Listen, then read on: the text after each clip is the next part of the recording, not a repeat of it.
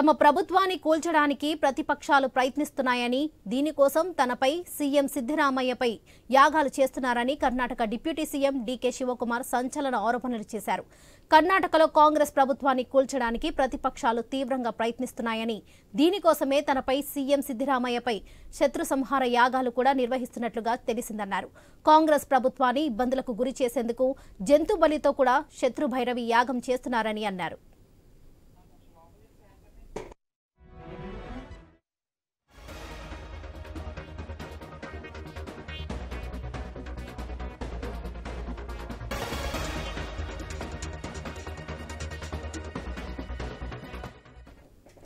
ఈ యాగాలు కేరళలోని రాజరాజేశ్వరి మందిరంలో అఘోరాలు తాంత్రికులతో కలిసి నిర్వహిస్తున్నారని, ఈ యాగాలు ఎవరు చేస్తున్నారో కూడా తమకు తెలుసని, వారు ఇందులో నిష్ఠాహితులని పేర్కొన్నారు.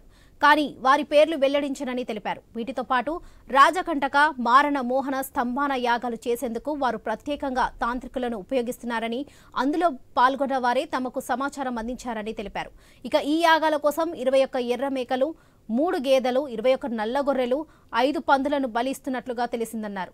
వాళ్ళు ఏం చేసినా తానే నమ్మిన దైవాన్ని శక్తి మరింత బలంగా ఉందని శివకుమార్ ధీమా వ్యక్తం చేశారు.